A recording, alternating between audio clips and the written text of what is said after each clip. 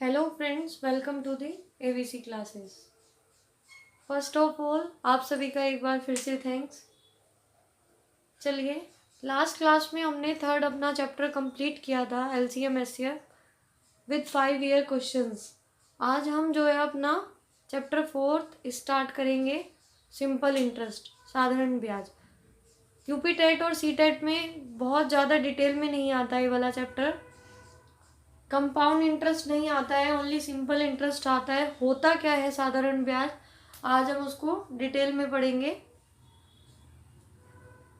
अब तक आप सुनते आए हैं साधारण ब्याज, ब्याज होता क्या है, कैसे लगता है, ये सब आज हम डिटेल में पढ़ेंगे। आप देखिए कि अगर हम बैंक से किसी चीज़ के ऊपर लोन लेते हैं, पैसा लेते हैं, हमें अपना घर बनाना है या फिर हमें गाड़ी खरीदनी है, तो हमने क्या किया, बैंक से लोन लिया। अब इस लोन में क्या हुआ, बैंक ने ये जो लोन दिया हमें, ये तो बैंक ने हमें पैसे दे दिए, बट जब हम उसको बैंक को ये पैसे लौटाएंगे, ये वाला अमाउंट जब हम बैंक को वापस देंगे, तो बैंक हमसे क्या करेगा, कुछ पैसे एक्स्ट्रा लेगा।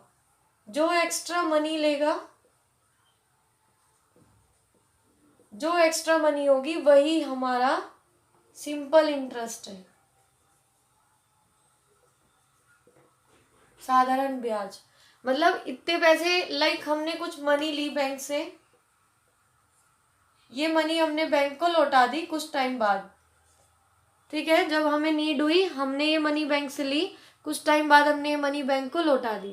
पर बैंक ने इस मनी को लौटाते टाइम हमसे, पहले हमने लाइक 10,000 रुपये लिए थे, ठीक है।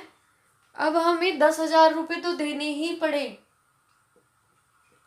उसके बाद हमने बैंक को क्या दिया, प्लस इंटरेस्ट।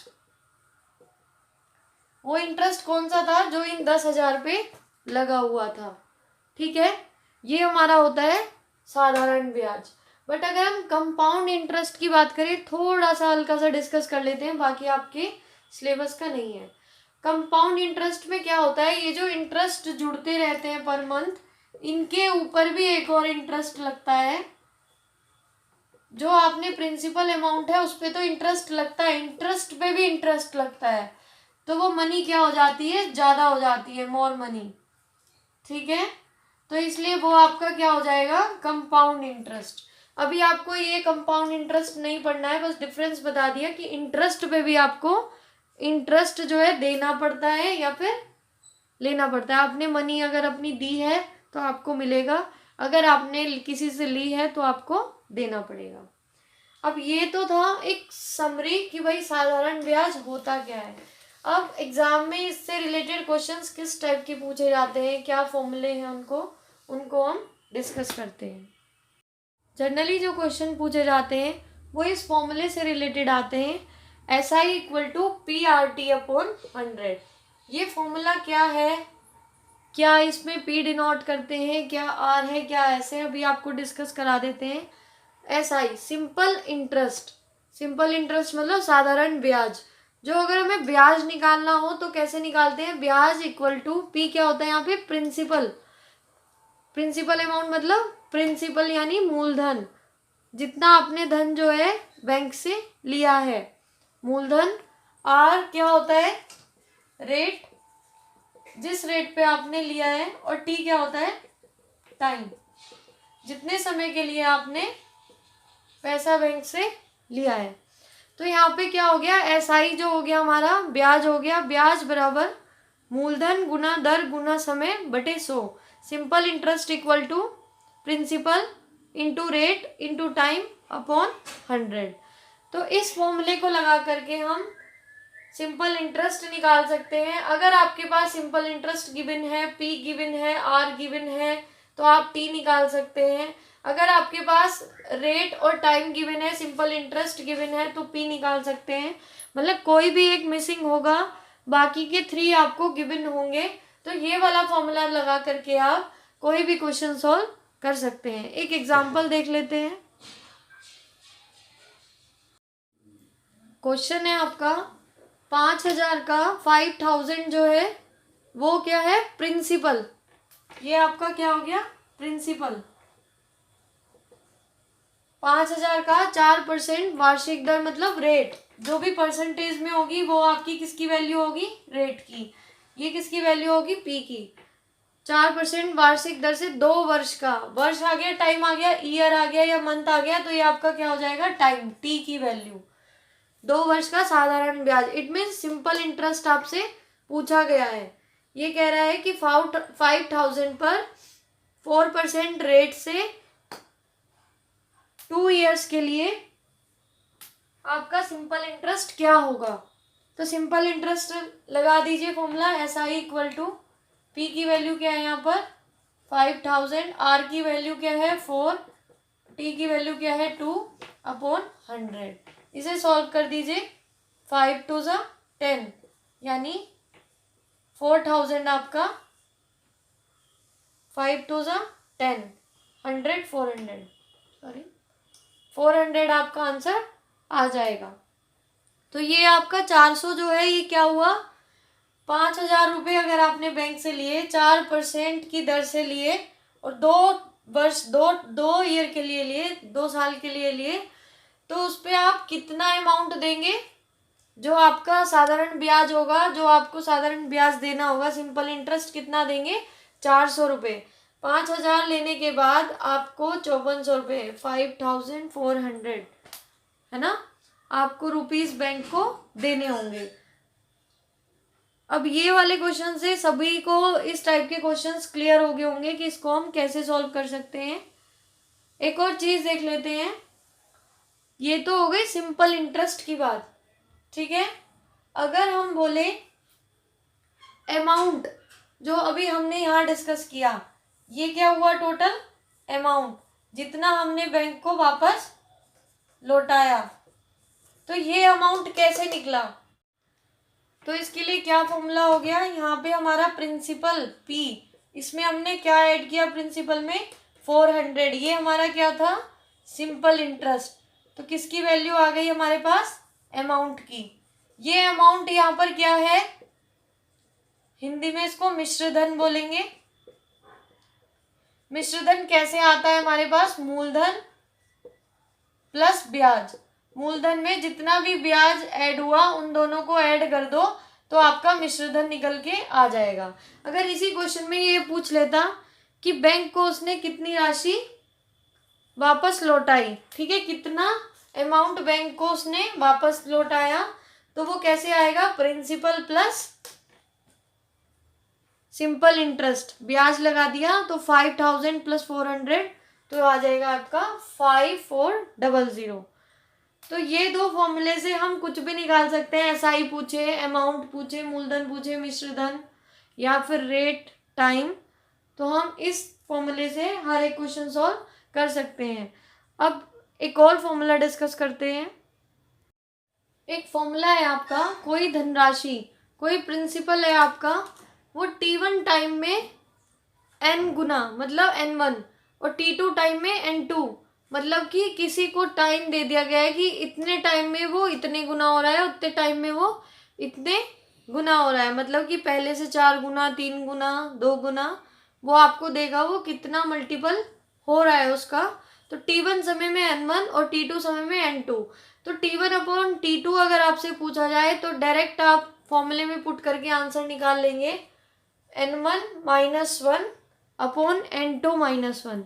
किस टाइप के क्वेश्चन है, एक क्वेश्चन डिस्कस कर देते हैं इसके ऊपर। 20 साल में वो कितनी हो रही है, 3 गुनी हो जा रही है। अब वो पूछ रहा है कि 5 गुना होने में उसको कितना टाइम लगेगा, तो हम इसको कैसे सॉल्व करेंगे। यहाँ पे T1 T2 n1 n2 देख लीजिए, आपको क्या है, T1 क्या है 20 गुना, T2 आपको फाइंड आउट करना है कितना समय लगेगा, n1 की वैल्यू क्या है आपके पास 3 गुनी हो रही है और n2 5 गुना होने में उसको कितना टाइम लगेगा। फॉर्मूले में वैल्यू पुट कर दीजिए, T1 अपॉन T2, T1 की value 20, T2 equal to n1 -1 यानी 3 -1, ये 5 -1। तो इसे सॉल्व करेंगे तो 20 अपॉन T2 इक्वल टू 2/4।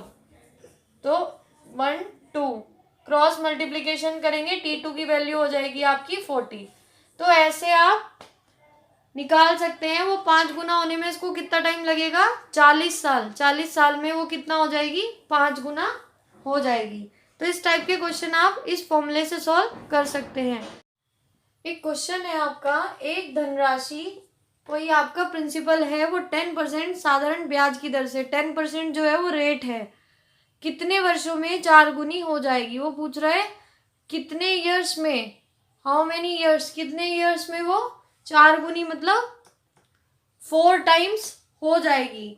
अब देखो एक चीज हमें समझ आई है कि यहाँ पे हमें क्या क्या चीज दी गई है। अब क्या क्या चीज दी गई है आपको पता है, 4 गुनी होनी है, यानी कि अमाउंट जो है वो उसका 4 टाइम होना है। तो अमाउंट क्या है? 4x, 4 गुना हो गया। और जो प्रिंसिपल है वो आपका क्या है? मूलधन। और ये क्या था आपका? मिश्र धन।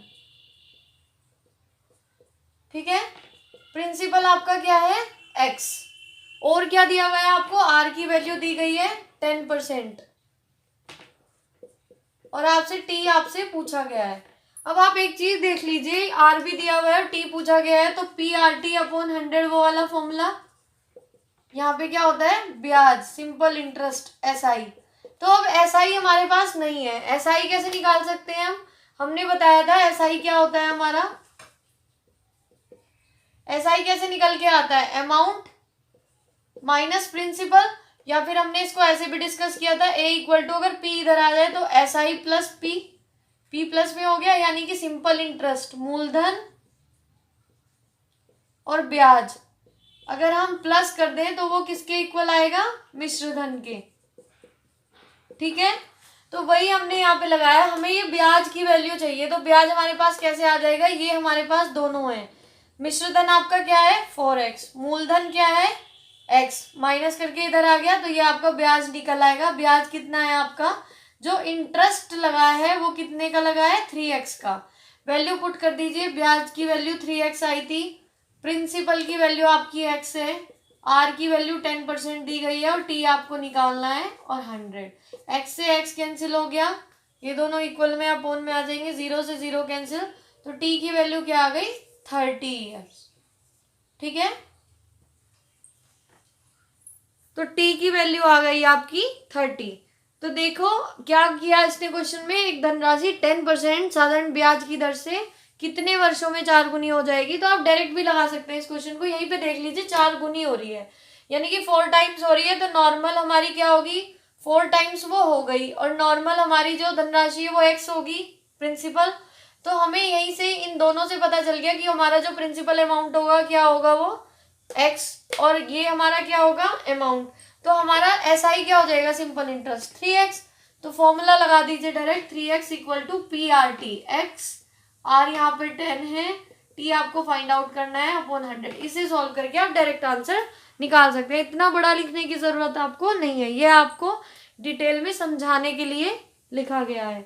एक और क्वेश्चन देखते हैं, एक और छोटा सा बेसिक है। अगर r की वैल्यू आपकी 6 मंथ दी जाए, तो ये हमेशा ईयर में होता है, इसको कैसे लिखेंगे? हमें पता है कि हमारे पास कितने मंथ होते हैं? 12, और यहाँ पे कितने दिए गए हैं? 1 ईयर में 12 मंथ होते हैं, यहाँ पे 6 मंथ दिए गए हैं, तो आप इसको हाफ ईयर में काउंट करेंगे, है ना। जो आपके पास t की वैल्यू होगी, t जो आपके पास t की वैल्यू होगी वो क्या होगी? आपकी हाफ ईयर, ठीक है ना, आधा साल। अगर वो आपको ये दे देगी 18 मंथ्स, तो मंथ को पहले आप क्या करोगे? 12 मंथ तो 1 साल हो गया, फिर आपको प्लस मिलेगा 6 मंथ और, तो 6 मंथ को 6 मंथ को आप क्या लिखोगे? हाफ ईयर, और ये 12 ईयर को 1 ईयर, तो 1/2 ईयर्स हो जाएगा आपको। इसको सॉल्व करेंगे, 2 × 2 + 3, 3/2 ईयर्स। ठीक है, तो आपको ईयर्स में ही रखनी है टी की वैल्यू। तो इस टाइप के क्वेश्चंस आपके पेपर में ज़्यादा डिटेल में सिंपल इंटरेस्ट नहीं आता है, जितना आता था वो सब हमने आपको क्वेश्चंस और बेसिक के थ्रू थोड़ा क्लियर कर दिया। अगर आपको हमारी वीडियो पसंद आई है तो चैनल को लाइक और सब्सक्राइब करना ना भूलें, बेल आइकन को भी प्रेस कीजिए, जिससे कि आगे आने वाली सभी वीडियोस का नोटिफिकेशन आपको मिलता रहे। Thank you friends.